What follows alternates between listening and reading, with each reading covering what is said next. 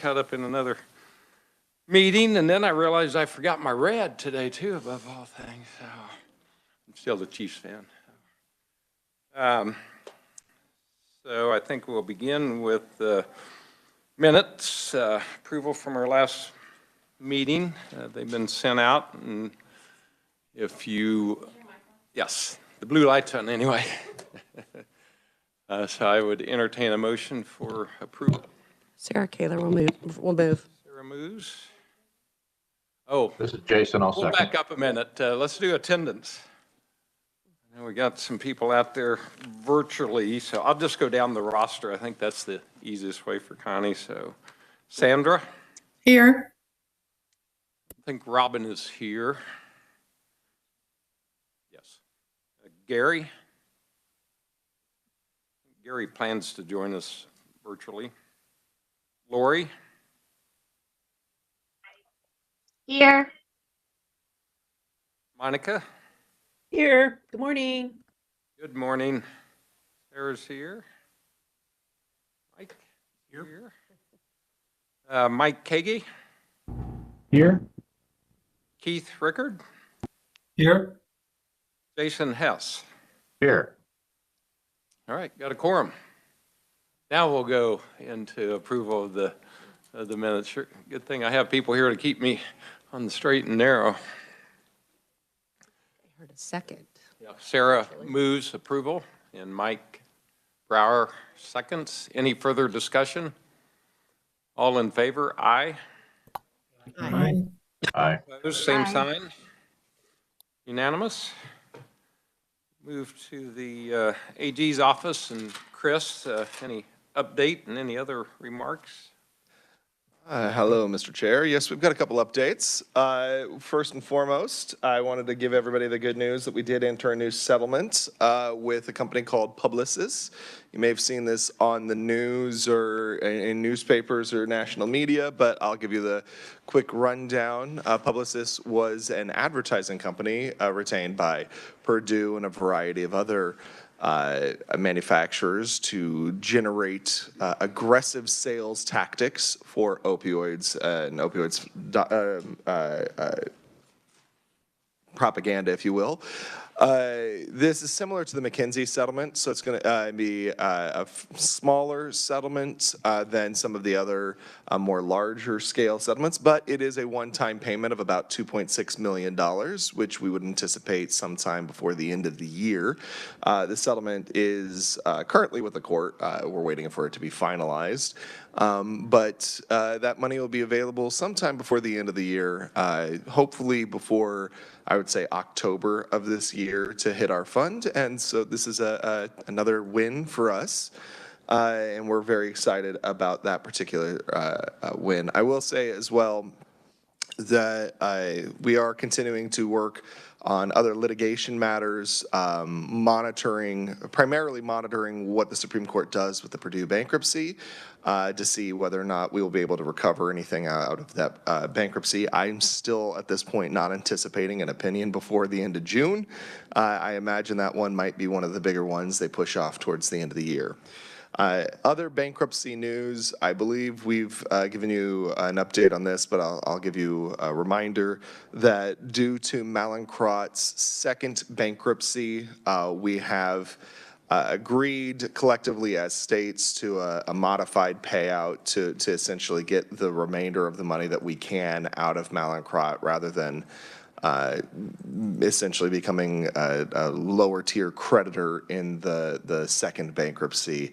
What that means is that we received our final payment a couple months ago for Mallinckrodt. We are working right now to do the subdivision distribution out of that money, but we will not anticipate receiving any more money out of Mallinckrodt, meaning our total out of Mallinckrodt is going to be around $2.4 million.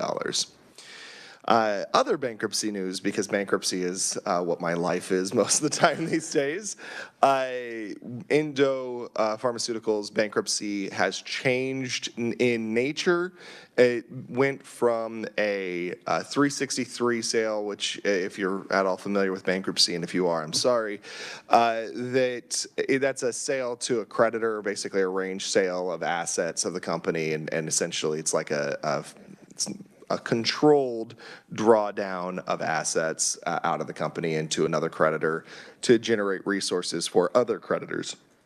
In this instance, that plan was the plan was for Endo to sell to what are called first lien creditors, essentially the most senior creditors, to sell the majority of its assets to that creditor to be able to fund bankruptcy payments for everybody else. Unfortunately, that plan failed. And we are now in the midst of getting a new reorganization bankruptcy plan approved. The end result is that Kansas will still receive about the same amount of money that we were going to under the previous approach, but we won't have that particular dollar amount figured out until closer to the actual payout time, just due to administrator expenses and determining what the company actually has available to pay out to opioids claimants. Last update on cases. We've talked about this, you may recall, way back at the beginning of the first board meeting, but one of the caveats of the settlement process is the concept of prepayments. That certain defendants are able to prepay certain amounts to basically accelerate their payment schedules. We anticipate a prepayment from one defendant group from the distributors. I do not have at this time what that prepayment amount will be, but the end result is that the top line number that we're seeing, that we've been reporting, about $340 million, is likely to decrease some amount while we will have access to money sooner. So the present value will essentially remain the same, but it will impact the top line number. I don't think that will materially affect our ability to do any of the good work that we're planning to do and intending to do over the lifetime of this program. In fact, it might make it a little easier by putting some of that money in our hands sooner. But just be aware that if the top line number does adjust in the next couple of months, that's because of that prepayment plan. Other than that, I do want to give you a quick update on the annual report process for subdivisions. We are at 137 subdivisions that have filed annual reports of the approximately 205 subdivisions that are participating in our settlement process. So we're making good progress to get subdivisions on board. We are regularly working with the subdivisions that have not filed reports to help them with that process. And so I think we're going to be on track to get the annual report ready for subdivisions sometime shortly after March 1st is when I hope that we'll have it published on our website. In connection with that, we were not able to get the 2022 report out due to some issues with a handful of subdivisions that took a while to resolve. So in getting the 2023 report completed, we're also working on getting those final issues resolved, so we should have the 2022 report available at about the same time. Just to give you a quick overview of what a lot of cities and counties are spending their money on, I would highlight probably two major uses and then one county use that I think is somewhat interesting. One of the major uses, as I think you can all imagine, is Narcan. Most subdivisions are spending their money most subdivisions that are spending their money are spending money on Narcan, just because the need is so great right now. If you haven't seen the updated statistics, 2023 is looking to be on track for the worst year for overdose deaths, overdose reports. The data is pretty staggeringly worse than when we started this process in litigation in 2019. The other major use is a number of cities have started compiling their money with county health departments or county coordinated approaches. The primary example of this is Johnson County, but they are not the only example. And we're excited to see what that approach looks like. I think that there will be opportunities for collaboration with those particular county organizations that are doing this work. Right now, the AG's office has worked with Johnson County a bit to identify organizations that have applied for grants from both us and from the county so that the impact of these dollars can be maximized across the board. And then one minor, well, not minor, but one less common use of funding is a handful of counties have started using their money for drug courts, expanding access to drug courts or implementing drug courts in their particular region, which is always hopeful to see. We're going to talk a little bit more about municipal collaboration a little later in the agenda, but for now, I think that's enough of me talking at all of you. So if you have any other questions, I'm happy to answer them.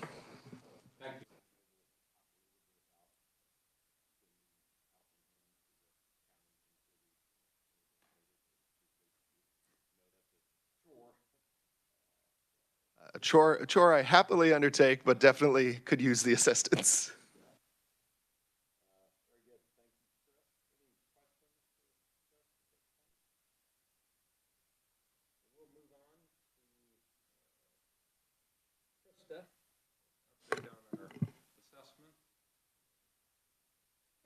Yep. Grant award updates really quickly. Not a whole lot of things are moving forward as expected.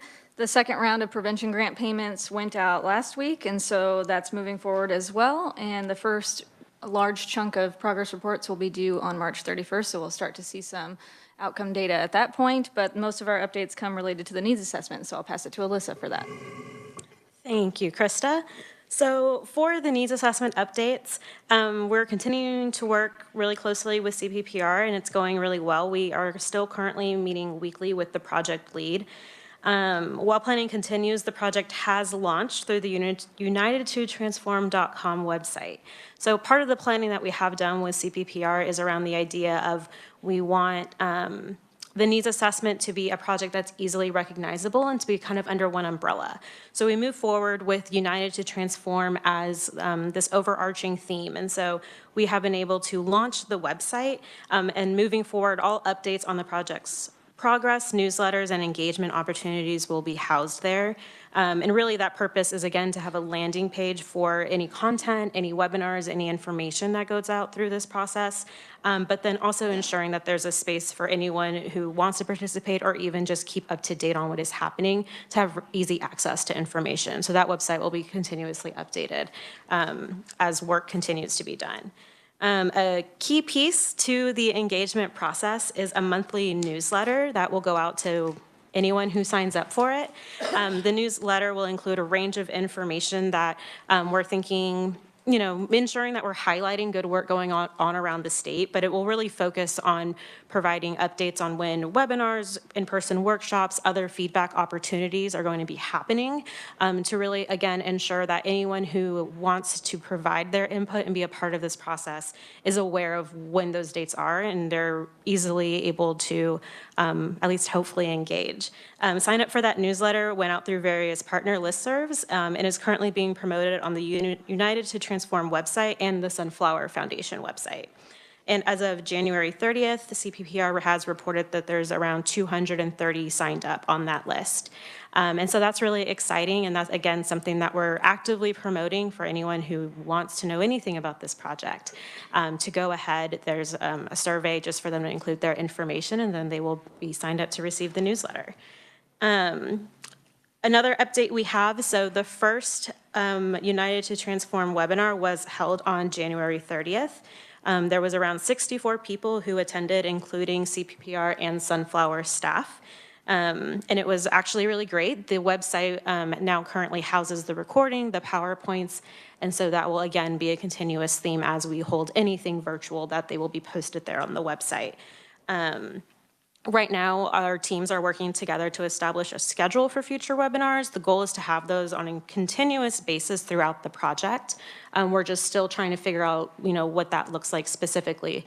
But again, we're intending for those to continue, if not monthly, then every 6 weeks or maybe every 2 months. We want those to be a pretty foundational piece to the way that the public can engage with us.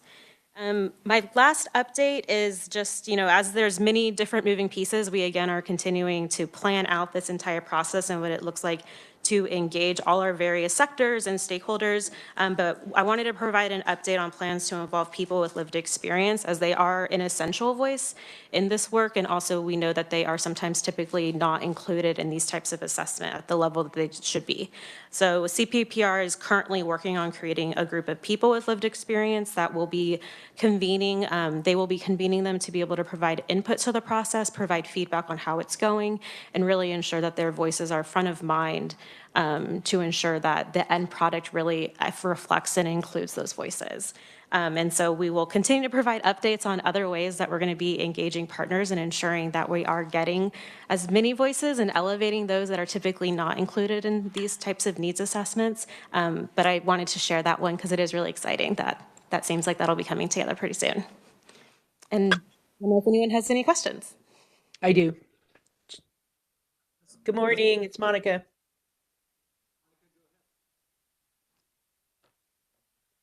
Okay to proceed? Monica, said go ahead. Yep. I'm sorry. Thank you, sorry. Hi, thanks so much for all this work. While you were talking, I went ahead and got on the website and saw this. It's, it's really very professional. It looks great. Is there a way we as a group could have this information sent to us in a way that we can share with all of our partners? I'm sure the webinar, sorry, I missed that one. I didn't see that one coming up. But if there's anything that we can do as a panel to share this out with folks, so any social media, anything at all would be much appreciated. And I'm sure it's on your plan. I know it's early days, so. Yeah, but- no, we can definitely come up with some sort of standard email template that you guys can receive. So it'll be pretty easy for you to share that through your various networks. That's really, I guess, like you said, it's still the earlier stages, but that's kind of our main priority in CPPRs of getting that website and the newsletter out to as many people who would like to know about it. Yeah, you And I got will- to have a framework to send people to. So it looks like you've done that, and it looks very professional. Thanks for your work. And I will add, we could just add your KFA and personal email addresses to the listserv for you if you'd like. I think we only added you to the listserv so that you could sign up yourself for the KFA emails, but we could just go ahead and sign everybody up if you want that. Once you do that. Okay, we can do that. I'm just going to echo Monica's comments.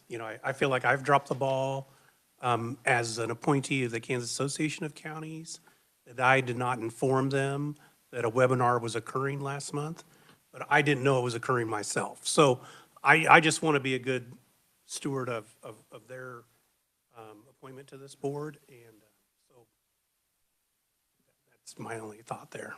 Yeah, of course. And that is something that we did note. We had, for transparency, a pretty short turnaround in terms of knowing that the first webinar, we didn't have a full month, as I typically like to have, to share that information. And so a big part of having it recorded, but it really, I guess, for a little bit of content, just focused on very general information about the website. Here's maybe an example of the type of engagement that will be happening, but 100% moving forward, top of mind to ensure that we're getting those out to all various contacts and that the opportunities are planned well ahead of time so people can share those out, but then also make sure that they have time on their schedule to attend. Thank you. Other questions? I just wanted to comment, I had some conversation with Lori about making sure we have time for lived experiences, and then talking with Krista, and she informed me that that's a big piece of what you're doing, so very happy about that, and certainly want to get those experiences. Of course, the board represents a lot of lived experience, either having worked or, my case, actually in recovery and very active in my community. But I got to thinking, if any of the board, I would encourage you to spend time. I know that they would welcome, or think that they would, any treatment center if you went and hung out for a morning, a detox center, or any of the recovery fellowships, AA, NA, various ones, because then you get to see it at the grassroots level. I've been fortunate to work at a very big level, but now I'm back in my hometown and actively engaged, and that's where the rubber meets the road. And so I thought, well, I encourage the board to reach out. Probably there's local treatment centers within shouting distance of all of us, and just to see what goes on in that process as we move forward. So would encourage that. Any other questions or comments for Alyssa? Okay, well, we will move to the annual report review. I know Chris touched on that a little bit, and so Chris and Krista, any? Sure. I just wanted to let you know, let the board know that while we anticipate the board will likely approve the annual report today, hopefully, the AG's office does have a handful of grammar changes and technical edits that I think we'll be incorporating over the next week or so, just to get this cleaned up just a little bit. So if the board is concerned about that, we're always happy to get that to you. We may have to convene like a quick additional meeting if that is a concern, but if not, we can incorporate those edits prior to Pat's submission to the 4 designated bodies that the report has to be submitted to. Great, thanks. And then the next thing too that we'll wait on formatting is at the end of the report where we have all the summaries, some of them break across pages and that doesn't look great, but we're waiting for all edits to be made before we do that so it doesn't look wonky later on if we put a page break in or something. So that will also be updated. It will look prettier at the end of the report as well. So I don't know, do we want to just walk through the report and what's in there? And If you want to hit the high points. Yeah, so again, the first kind of section, background section is the same as last year pretty much, just updated with a little bit of information this year. And then we have the overview of all of the funds and anticipated amounts on those that we've received payments on. So we mentioned that we've received at least announcements of other amounts, but we haven't received any payments on them. So that first breakdown of tables on 5 is just those that we've started receiving payments on like we did last year. Chris, if I can hop in there, just let everybody know, next year that section will be expanded to include the 6 settlements that we still have not started to receive payments on, but that will be a fairly expanded section for next year. Yeah, so that's why it shows 198,000 there rather than the 340 million. It's because it's just those that we've received payments on, and we have a little statement above it. And then we move into the financials.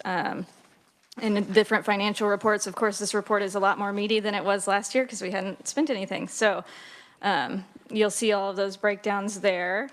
And then we break down specific for your all's work and what you awarded and expended in 2023. And so we have bullet points for each of those, and then an overview of board activity. And so I went in and did an overview of each meeting and action items that were happening. Overviews, if you guys heard presentations, just kind of high notes from each meeting. I don't know if that's too much detail, too little detail, so feedback, welcome. Okay. And then it goes into the RFP grants that you all awarded and breaks down how those came about and the processes that went into it with review and internal processes and who was eligible, all of those different things, and what strategies they could apply for. And then it has a few breakdowns starting on page 19 of things from the impact report, the estimated impact report, to show that we met the threshold for congressional district breakdown and some maps and such, just to include some more information. And then a section about the needs assessment and a general overview and providing an update of where that stands. The compliance statement, the same as last year from Pat. And then the first appendix is the breakdown of distributions for the municipalities, so how much each of them has received in 2023. And then the second and final appendix is the awarded grants. So we broke down a summary. So the statute asks for a detailed description of the organization along with this other information about how dollars will be spent. And so I added in those from the submissions that they had for their application. So I pulled the information from whatever the applicant organization put in for their organization description and added that there. And then you'll see the award amount for each organization and what type of organization it was. So that's just a little bit different from our previous summary report. And that's all the final pages are just those summaries. So if you had any questions, revisions, thoughts? Questions for Krista?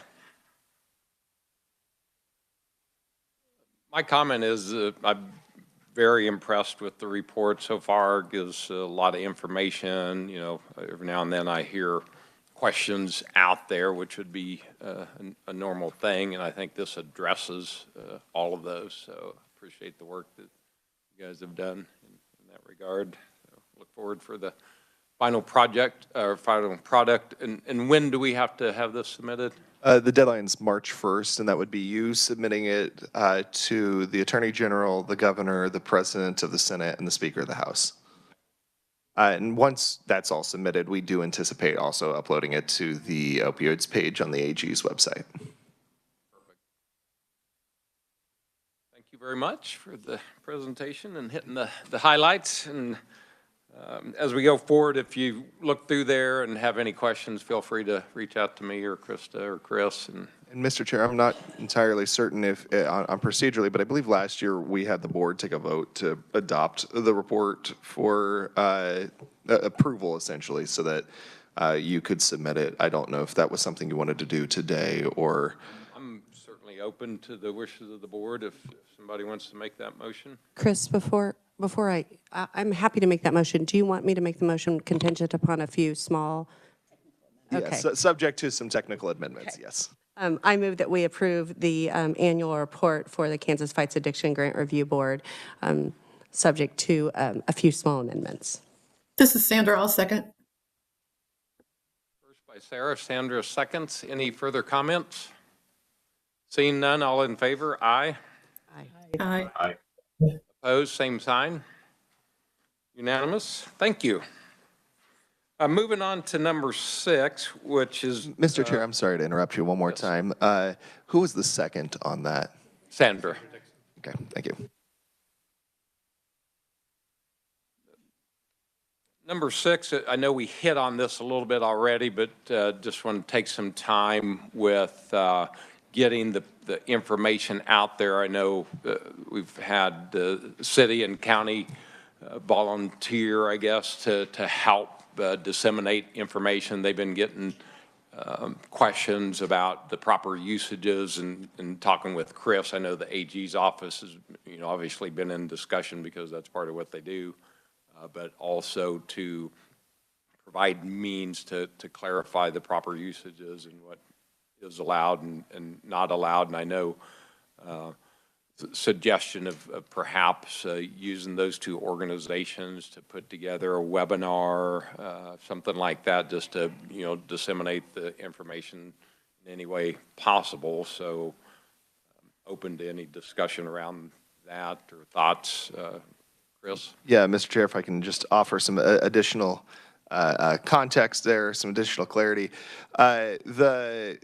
One of the issues is that we have 205 participating cities and counties who range from about 327 people, I think, upwards of a couple 100,000. So there's a lot of range of ability to use these dollars and ability to learn how to use these dollars. And so having some additional opportunities to present information, I know that I've previously presented to the Association of Counties at their annual conference, I want to say last year, 2 years ago, talking about the settlements, but getting more opportunity to talk to cities and counties would be very helpful. But more so than just talking about the boundaries of what is allowable, getting more into the details about what is suggested or what is best practices, those sorts of things would be helpful. Those types of conversations are probably best from a coalition of people, not just the Attorney General's office, because we don't want to be dictating to cities and counties, you must spend your money this way or that way. But we do want to make certain we're staying within the lines.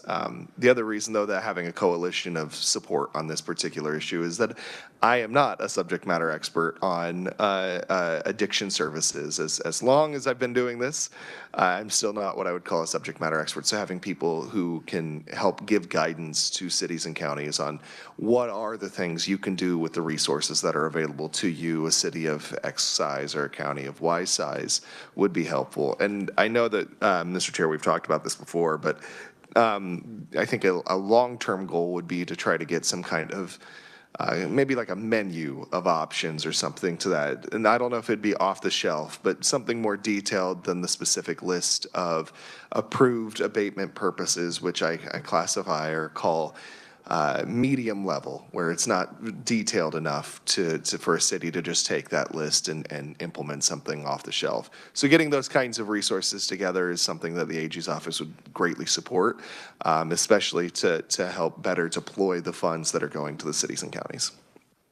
Thanks for those comments, and I guess that's what I envision. Would certainly take comments from others, but you know, the AG's office, Krista, or whoever from Sunflower, glad as chairman to at least be part of it, but also representatives from the cities and counties, and you know, put together a webinar that could be recorded, then it could be played out, and then other information that you talked about, the menu and so on and so forth. So that's kind of the vision that I had open up to the committee for any comments along those lines.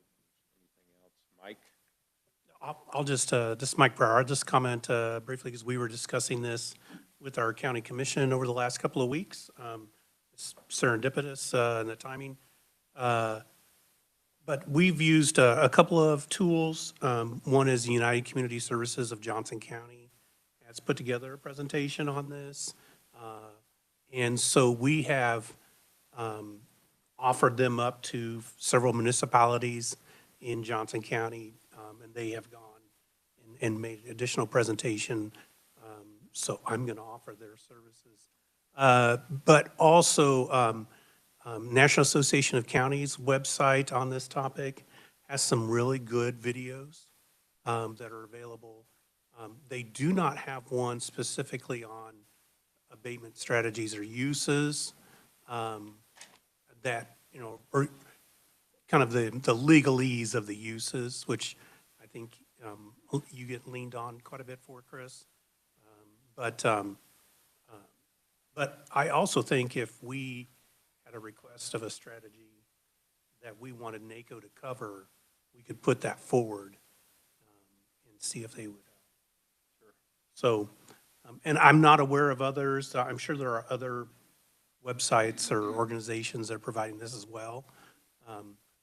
And I do think it would be great to have Chris's face on a webinar that was available online, because you field a lot of these phone calls and information, and maybe Krista's as well, or Navia's. So to make it personal to Kansas, I think too would be another good idea. So I think we could attack this from a variety of directions. And I know you had some ideas. Yeah, this is Sarah. So I appreciate the fact that Chris brought up that the wide range of population in cities, and with the 670 some cities that are in the state of Kansas, the knowledge base for the Lenexa or the Wichitas of the world is not the same as the Cimarrons and the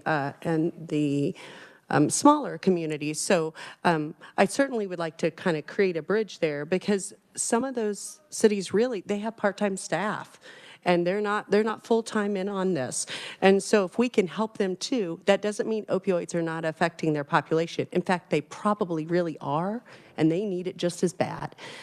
So I wonder can we form a subcommittee or something like, in something kind of manner, if the board agrees to it? Well, Or- we could either do that or just appoint, and I'd be glad to appoint you, to take part in this committee, so to speak, that we want to form to put out the webinar. I know you have great interest in it, and certainly would Yes. represent, you know, from your position, all of the state. Or Well, and you Mike both, too, so- yeah. Okay. I really think that it would be important, and would love to hear from additional board members that the counties and the cities be involved, but certainly the Attorney General of Sunflower and probably others. I have spoken to our general counsel at the league, and they field calls too. And it's, you know, sometimes they just don't know. And I don't know that a webinar is going to be the end-all be-all of all the answers. Some people just are not webinar friendly. And so sometimes it just takes a phone call. So we have to look at several different avenues, how we can get that information to every single city and every single county, so that all citizens of Kansas are benefit from these funds. Other comments from the board? Well, as chairman, I'm going to appoint Mike Brower and Sarah to be representatives of the board as we put together the webinar and other forms of disseminating the information, and both of you represent a broad, well, that's what I was thinking, so take my executive privilege to do that. And of course, I'd be glad to participate, however, and I think, not just the webinar, but maybe even hosting, whoever, and maybe in conjunction, like Chris appeared before the annual meeting, we would certainly, perhaps you could relay the message. We'd welcome an invite back to those. And if there's something, if you could get out, I don't know how exactly it's structured, but, Western Kansas, if there was something you could appear in person out there that would represent the cities and counties. I don't know if they do regional meetings or something like that. But, Yeah. Mr. Chair, I'm happy to go speak to anybody anywhere about this issue, and that just block out a couple hours because I can talk for a while. The only other thing, though, I would note is that we will, as we form this kind of committee, the one thing that is helpful here is that the AG's office is here kind of like a coloring book to give you the lines, but everybody else is here to show you the broad scope of colors that you can use to fill in those lines. And so that's the issue here, is that I can tell you where the line is, but I can't tell you what to do on the right side of it. And so that's where we'll have a lot of success, I think, if we can develop these kinds of more targeted guidance for our cities and counties. Krista, do you want to help broker the meetings and you and your staff at Sunflower? Yeah, I'd be happy to. I already put that as a task for me to do, is to schedule a call with you all to discuss about it. And I've seen, so every time Chris presents, he says this is something they want to work on, and they would offer any, feedback from any of the people that are at these presentations, like a Greenbush presentation we did with Monica's group. They seemed really excited to try to provide any feedback that could help guide municipalities. So I think there are a lot of subject matter experts out there that would really enjoy being a part of that process as well, and would probably be, provide their time in kind, wouldn't cost anything, so. Any other comments? I think we have a good plan, and we will move on to number 7. Just kind of give a little subtext to this. We have this needs assessment ongoing that I'm pleased that we're taking our time. I know there's some pressures to deploy our funds. People are dying daily, but with that being known to us, developing a strategy that's not something new, something innovative, and so we've gotten this needs assessment done.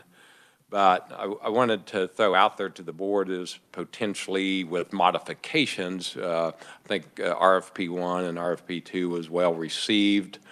They were well formulated by the board, and we've learned from that with some modifications. I wonder if we would give instructions to Sunflower to maybe do RFP 3 and 4 based on what we did with 1 and 2 with some modifications, and just wanted to get comments, that way we could deploy some more funds to help our immediate needs with also keeping in mind our long-term goals.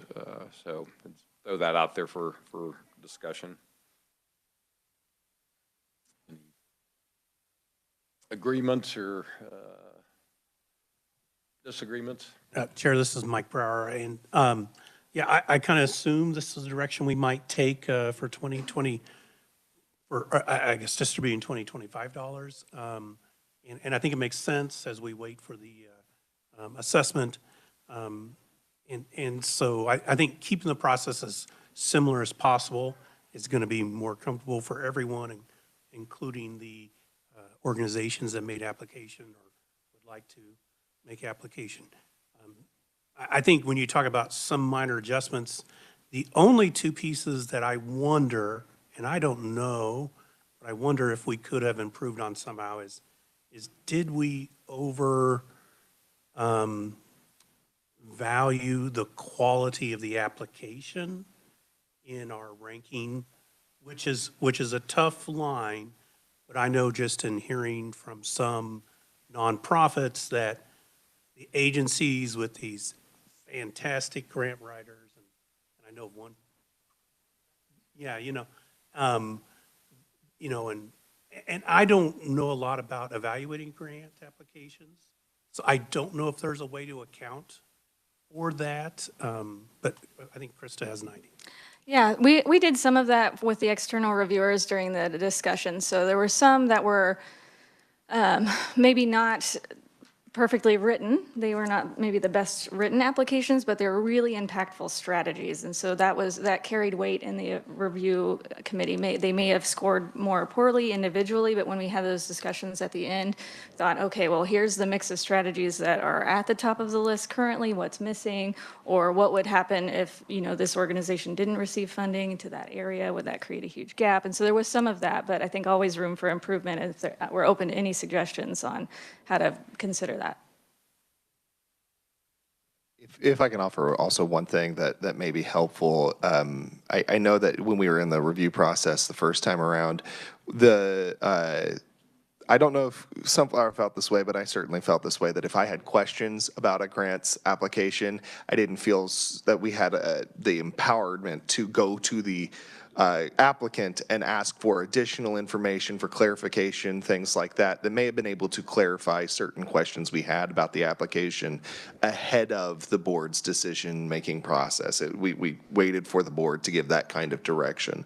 So for a modification for rounds 3 and 4, it may be useful to empower Sunflower to go clarify those sorts of questions, where the questions are things like, what are you planning to do with this full-time employee? Well, the full-time employee, it was often a lot of time about what was an FTE actually going to do, or what was the trainings, those sorts of things that were those sorts of questions. So having that power to go ask those questions ahead of time would be helpful. Other comments? This is Jason. Jason? And I would support both of those comments. I think one of the things we really do have to take into consideration, especially out in the rural and more frontier areas of the world where we have smaller providers who the grant writer is the CEO, is the counselor, is the peer, is the case manager, is the accountant, is the HR director, and all of the above. And we want to, I think we want to be able to help support some of their really good work out there, and making sure that we are able to, or empower Sunflower to ask questions when something may not be written in as eloquent a manner as possible, because they just got done putting their billing in and making sure their notes were in place, and now they've got this other thing that they really want to get completed. And so they type it up, send it in, and are done with it, hoping that somebody will take notice. So I think both of those, I would support both of those notions. You forgot to mention that they milked the cows before they came in to. And in a school district, they drove the bus. Yeah. Yes, they did. And put the gas in the bus beforehand. So this is Sarah. I've written grants over the years, and I've also reviewed grants for the federal government. And there is a space there that when we do the initial review, that those questions, if they haven't been asked, that there's kind of that cooling off space that you can then ask follow-up questions, and then the committee comes back. So even if once the committee who has gone through and those questions are developed, or they come to kind of the top of the game, those questions can be asked, and then they can be disseminated out, and then you go back in and have kind of, when you do your scoring, that can change your scoring just a little bit. And I know that in the past, when we did the double meeting, we did an initial meeting, then we cool off, get some answers, and then we do a second meeting. Everybody on that committee then was allowed to make changes in their scoring based on the information that they were given. And I agree with Jason. I mean, there is great work going out there, but I think the most important thing to think about is it's great work for that community. I mean, what works in Sedgwick County may not be working in Ford County. And so I think we have to embrace the fact that it's great work for what works for that community. And so when we read these grants and when we review these grants, we have to remember about the population that we're serving. And so just something so important that we remember, it's not applicable upon, across all 105 counties. But if it's applicable in one county and it serves citizens in that county well, then I think we have to lift that up. Other comments? This is Keith. Go I ahead. don't have a comment about that particular topic, but I'm curious how we're going to handle year 2 of existing grants. Will they be applicants in this round 2, or will that be a separate process for existing grantees to reapply for second year funding? I've thought about that, and just my personal opinion is that, these are new grants and that we would, start out with an open slate and encourage everybody to do it. I mean, I kind of wrestled that around in my head as well. So that's just my thought, but certainly. Will there be a process for renewal of first-year grants? That's up to the board. I would certainly be open to it. Has Sunflower thought through that process? Not necessarily, because you're thinking about this just being a short-term 12-month approach, so we haven't thought about that based, waiting on the needs assessment and whatnot. So we haven't had those discussions specifically about if these ones specifically would be renewed or whatnot, but we can, and we could figure that out if you all want to do it. What my thought was today was just to give direction to Sunflower to develop what they would see, and then we would review that at our March meeting and have time for input or so.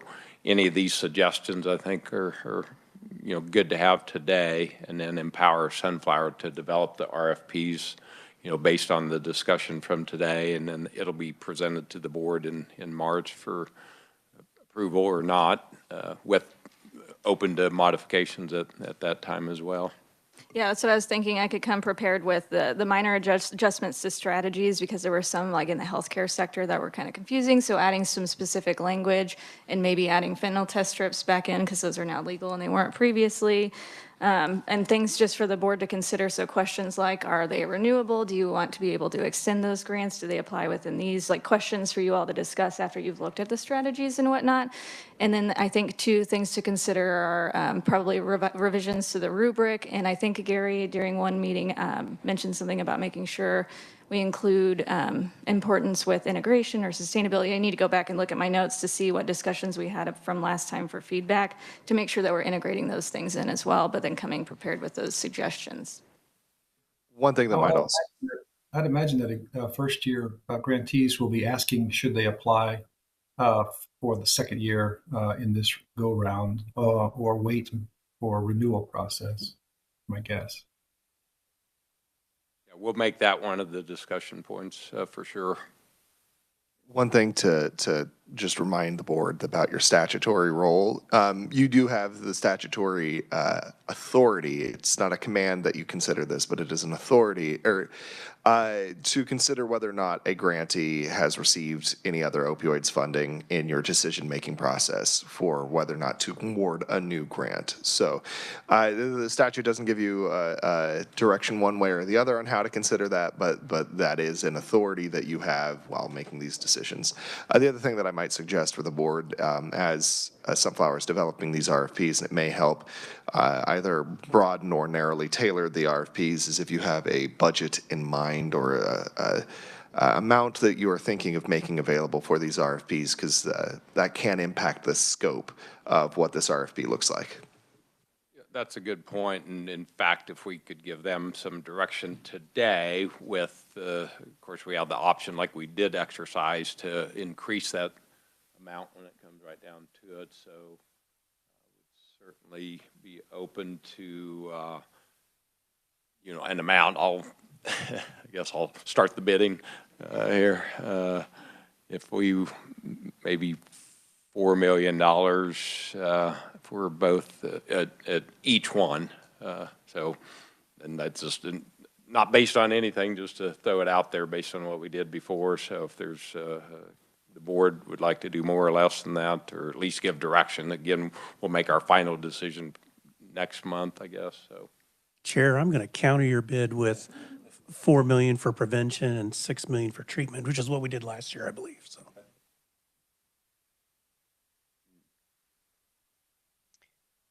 Hi, this is Monica. I would support at least what we have done last year, and if not more. I'm still on the side of understanding that the needs assessment is incredibly important. It will really give us some direction, but we need to get money out to folks doing the work. So I would be in the range of let's not go down for sure. And can I ask one quick question while I'm Sure. unmuted? I am sorry, I stepped away for a phone call. Did we have any conversation about for-profits applying? That bill right now, they're actually eligible to participate based on a proviso that was added to the final budget bill last year. There is a current bill that had passed out of the Senate last year that's in the House committee. I think they're going to have a hearing. Also contained in that was trying to get people paid their mileage, and so that amendment will go on in that same bill to allow for-profits, which I've always felt if they're doing good, it doesn't matter if they're nonprofit or for-profit. And then also the little reimbursement for expenses is in Senate Bill 307 is the bill if you want to track it. One But thing, okay. I'm sorry, go ahead, Krista. I was just going to say, one thing I might add about for-profits is, depending on the timeline, if this current bill doesn't go through and it expires from the budget proviso, if there are any issues there, considerations, but then also unrelated to that, possibly considering doing for-profits separately, because when we're looking at like due diligence of looking into organizations, legitimacy and financials and whatnot, that process will be quite different from a nonprofit or a unit of local government.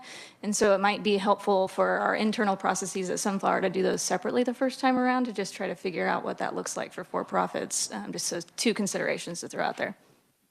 I would support that. They're two different animals, so totally would support a process that opens it up, but also has the infrastructure to support due diligence. So Monica, what I hear you saying is that you'd like a minimum of $10 million available, a 4 and a 6, which echoes what Mike had indicated, but a minimum. And we could certainly discuss a maximum at a later time. Absolutely. Thank you for clarifying. I would be in favor of that. So, Mr. Chair, this is Call. Sandra. I'm in favor of that too. But we're talking about, just for my own clarification, we are talking about total amount available, not necessarily how much each applicant could request. I think we can kind of get those details next month. You know, we know what we did the first time around. That might be a good template, or maybe we can create whatever, but we can, if you can bring that to us in draft form, Krista, and suggested amounts, you know, or some different options, I think that'd be helpful to the board. Yep, we can do that. And if any board members have heard any feedback about the amount, the ceiling, if that was not enough or if it was too much, or any suggestions, we're happy to take that into consideration. I would assume we would just function off of the 200,000 we did last year to start, but if anyone has any suggestions, we're happy to adjust. One other thing. I'm sorry, this is Sandra again. I would just encourage us to think about a higher maximum per applicant.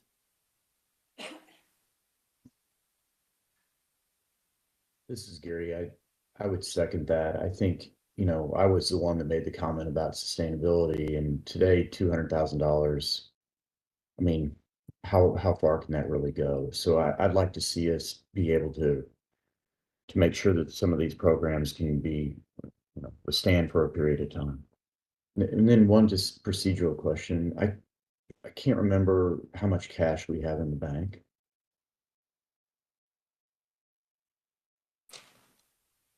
Good question. We have, at least from the annual report, those numbers that were in there, and Shanna's in the room. I think she just looked at her phone to pull up the final number. So Shanna can Have grab that for you in a us. second. Yeah. And the only reason I'm asking is, and I'm all in favor of putting out more money, just how do we sequence it, knowing that this capital comes in over 18 years and most of it's front loaded, but we want to make sure that we're sustainable as well, right? Board, the amount that's in the bank is 34,400,000 approximately. So we're looking at a third to distribute out effectively, but then more cash flow will come in. I just don't know what the sequencing of that would be. If you could give us your best guess at the next meeting, give us a balance, and then over the next 2 or 3 years. Yeah, that's great. Thanks, Ty. Yeah, we have what I'm calling an estimation table for calendar year payments. Just for the board's knowledge, 2024 is estimated to be quite a substantial year based on a handful of settlement payouts that we anticipate will be just sequenced pretty significantly. We're looking at probably in the neighborhood of about $40 million for calendar year 24, and then new money coming in. And then approximately 17.5 in 25 and 20.7 in 26. Give us that, and we'll send it out before the board meeting. Yes. Kind of a estimation chart of expectation over the next 3 years, as well as. What's nice about that, though, is if we distribute 10 on effectively about $100 million, we're only talking about 10% of the pool.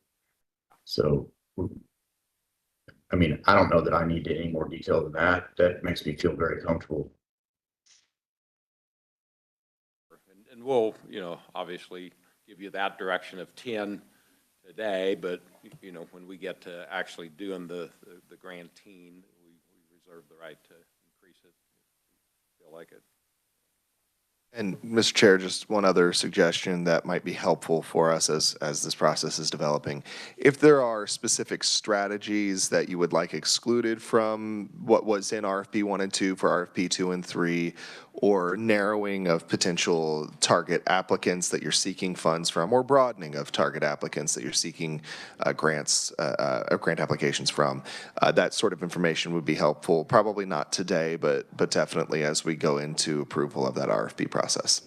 Krista and I've touched on that a little bit. She has probably the best handle on things that we might want to look consider a heavier weighting of this and that. So that'll be part of the presentation in March. Any other comments? Sorry to add one more, but one of the things that I know that we've discussed publicly, but I think it would be helpful to just discuss publicly again today, is for any applicant who had comments or questions about the process, either ones who won awards or ones who did not win awards, I would just encourage them to reach out to Krista or I if they have questions, and if they're watching this meeting currently remotely. We would very much love to discuss the process with any applicant who has concerns so that we can make certain everybody is adequately informed about our process. Sure, and just what you put into the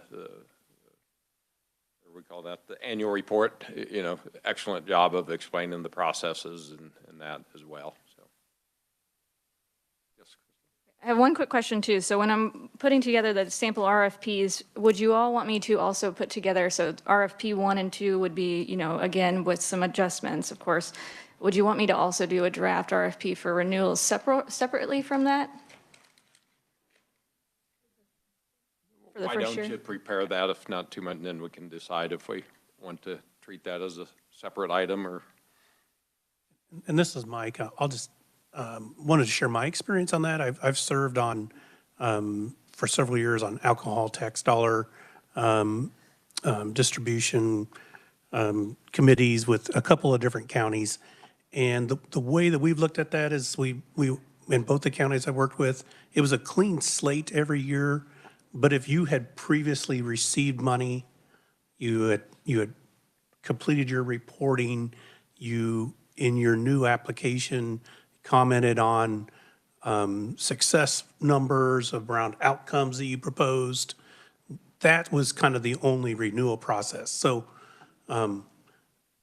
that you did something valuable with the money that you got. right. So if you had been a good partner last year, with the funds you received, that gave you a leg up on every other applicant. If you weren't providing reports and you did not comment about how you'd used last year's money, then that puts you down at the bottom of the table. And that's, both the councils that I served on, that's how they handled that. So I'm just a thought.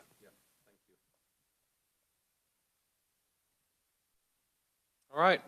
No more comments on that. You got clear enough direction, Krista, for you and your staff and Chris. Item number 8, if you recall. Oh, go Sorry, ahead, Chair, Mike. can I add one more comment on that? My mind's running here. Is I think it would be also helpful for us to know, because Chris mentioned we would like to know if they're receiving other opioid settle funds from another source. If you are, and you are still applying, and we're considering your application, I want to know how you use those. I think that's a fair question to be asked. We don't need a full report, but a summary of what they're doing. So that seems fair enough.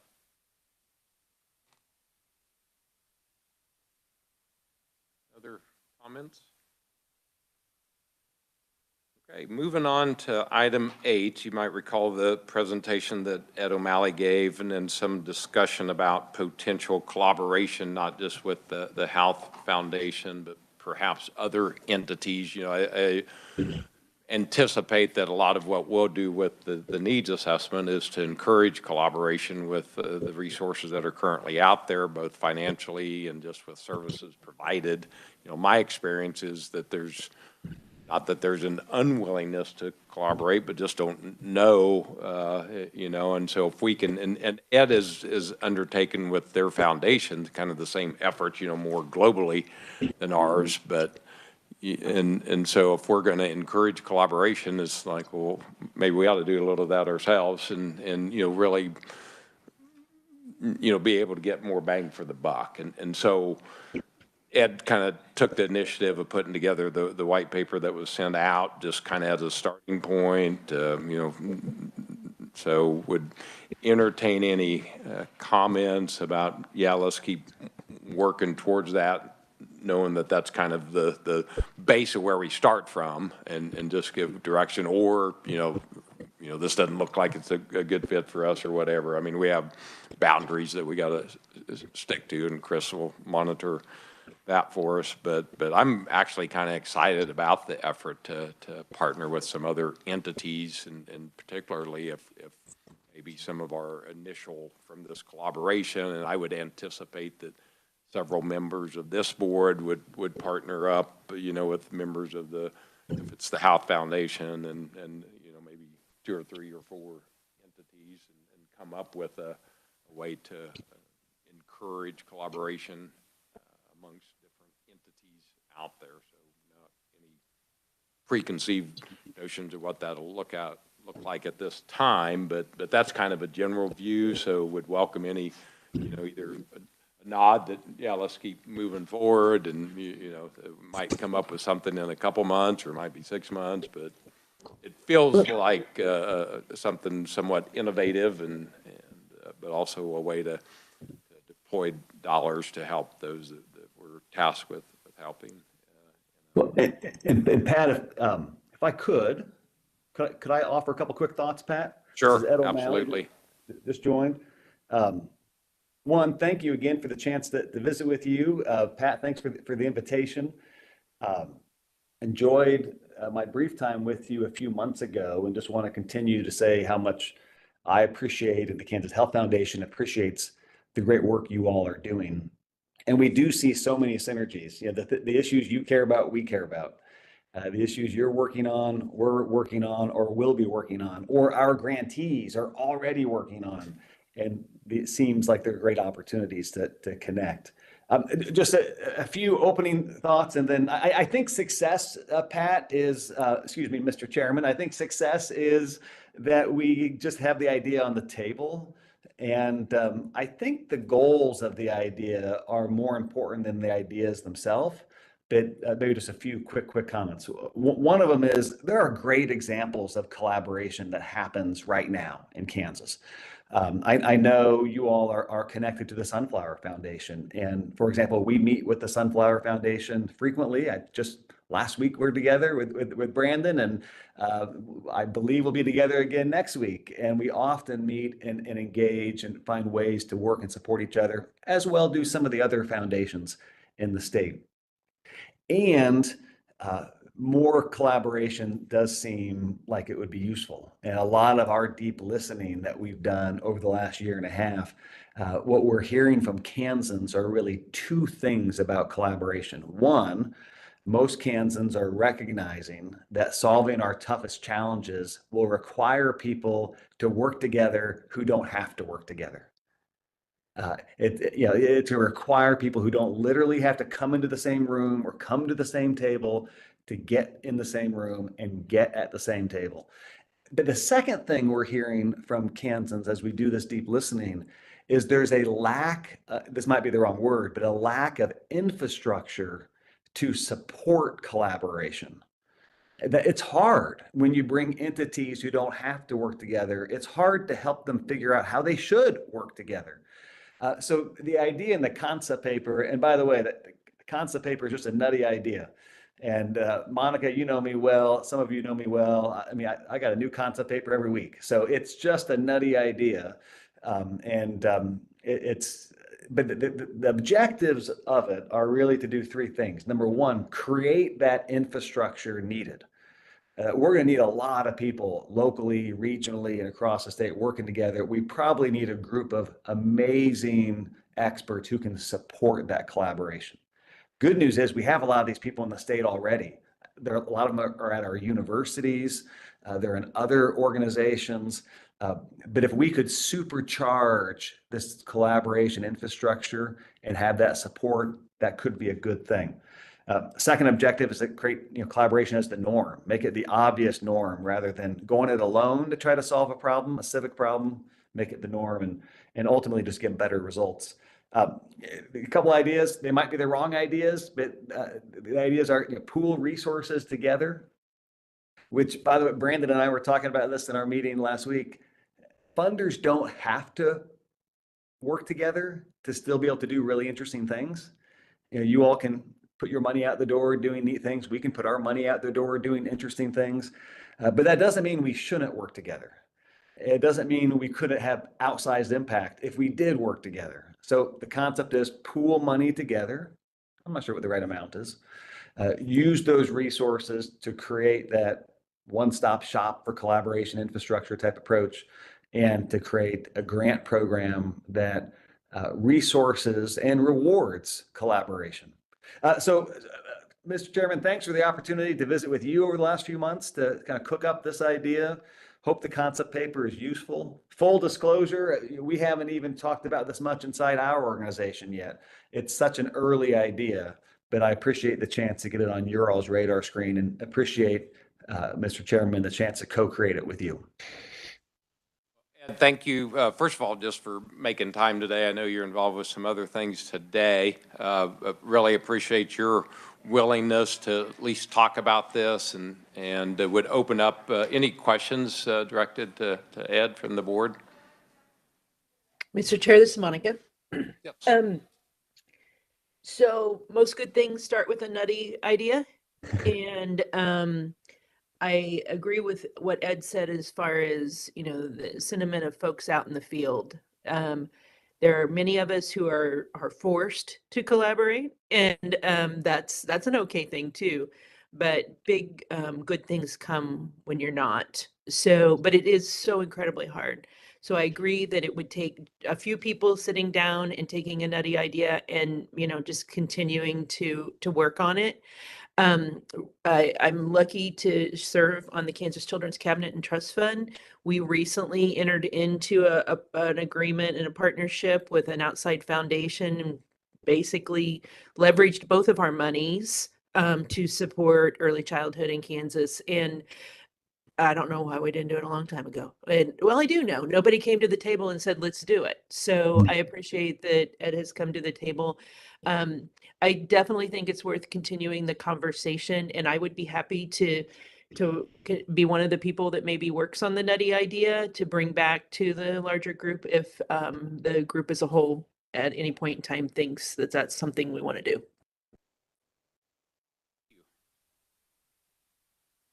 Other comments? Mr. Chair, I just wanted to offer one thing on the collaboration on a grant program. There are some statutory concerns with that particular process, only because this board is statutorily required to only fund qualified grant applicants, and that first step of moving money from this board's control to a collaborated pool might violate that particular statute. We'd have to work around that particular issue. The other issue is making certain that any money that is spent on whatever collaborated grant applicant, whatever that applicant is doing, that money has to be spent on opioid abatement, substance use abatement, so that any other tangential or maybe side-related things that would be eligible for those kinds of expenses in a more collaborated pool, like other sources may not have those same strings our dollars do, and they carry through to any kind of applicant through a pooled fund.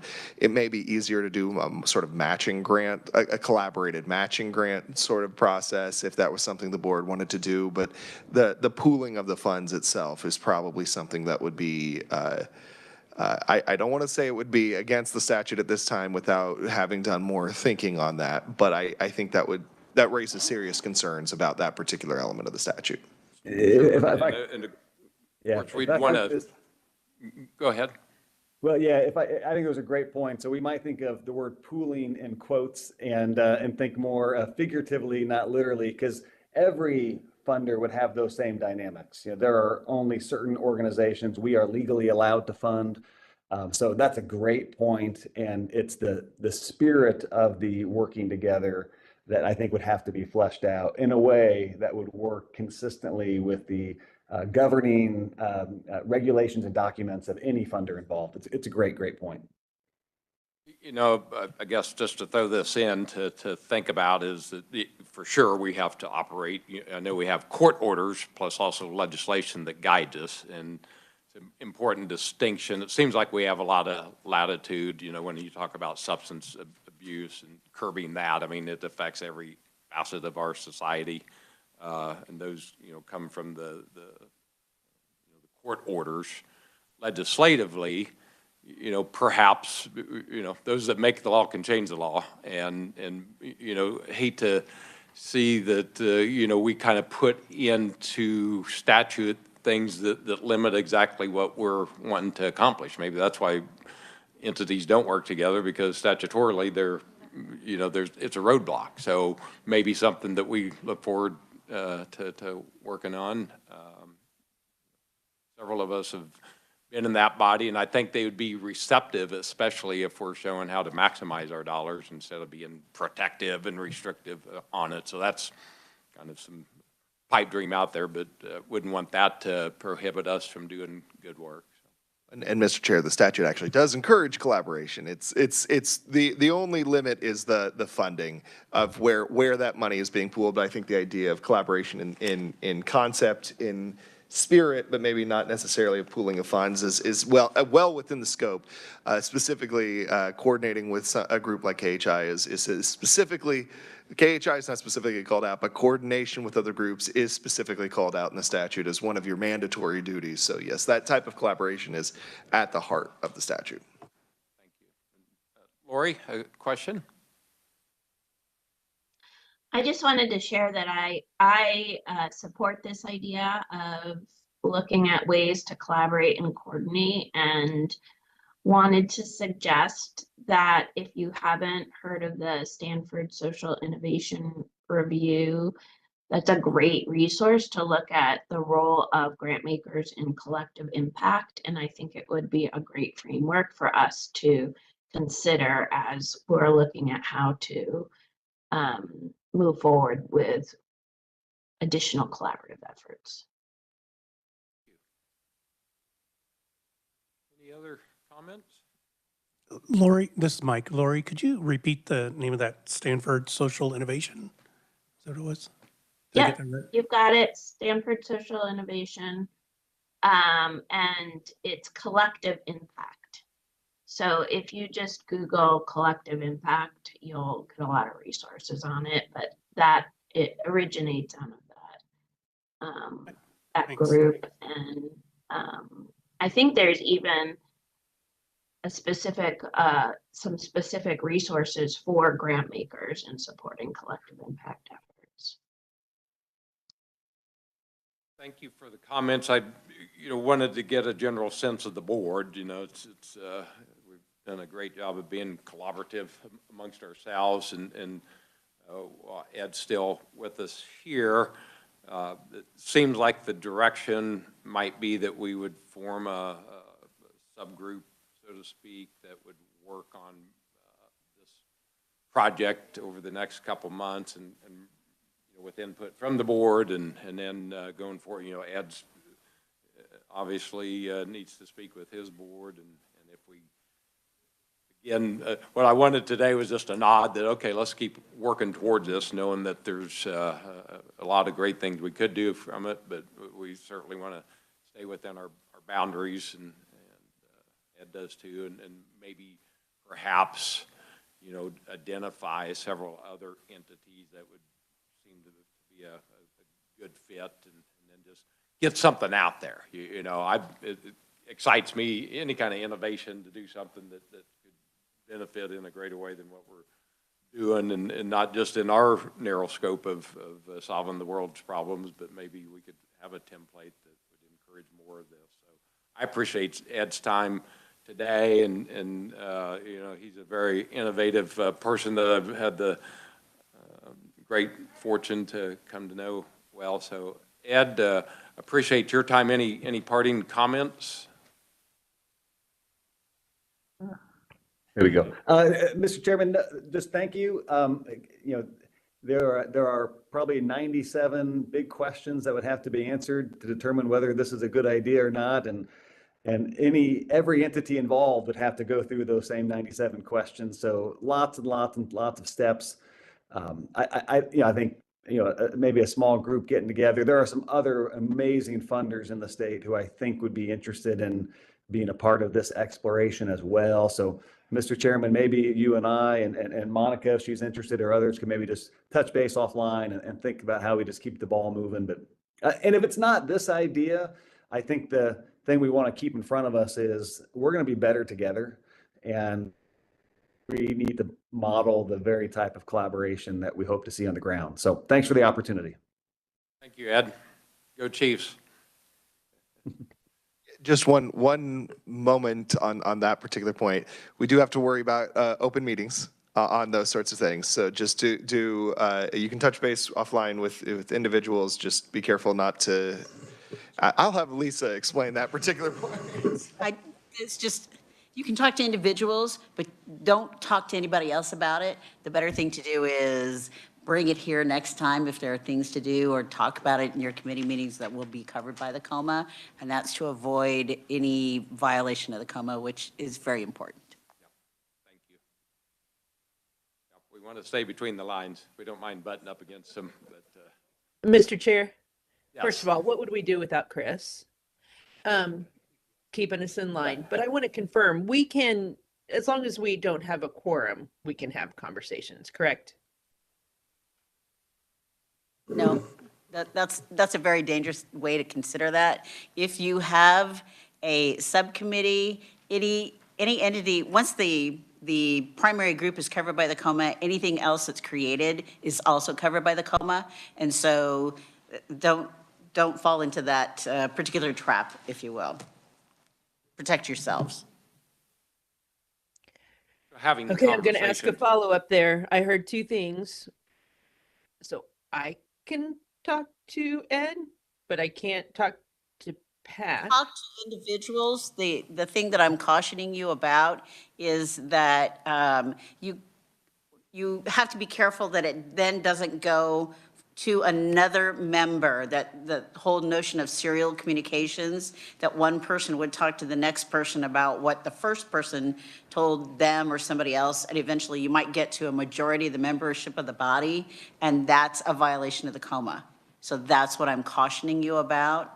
You can talk to individuals. I'm just cautioning you that you want to be very, very, very careful about who else you talk to, because you don't know who else they may talk to, and relay all your thoughts.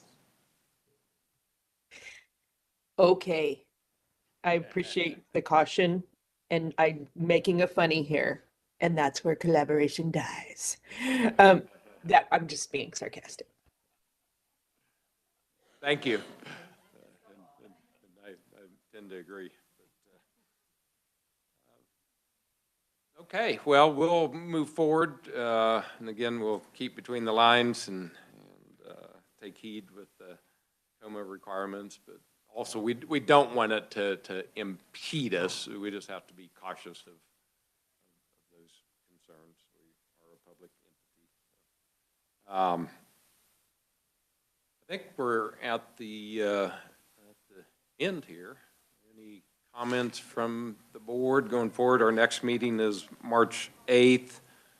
I think we covered a lot today and have a lot of good direction that we've given a lot of assignments. So we appreciate all those that have taken those assignments with a smile. With no other comments, I'm going to adjourn the meeting. Thank you.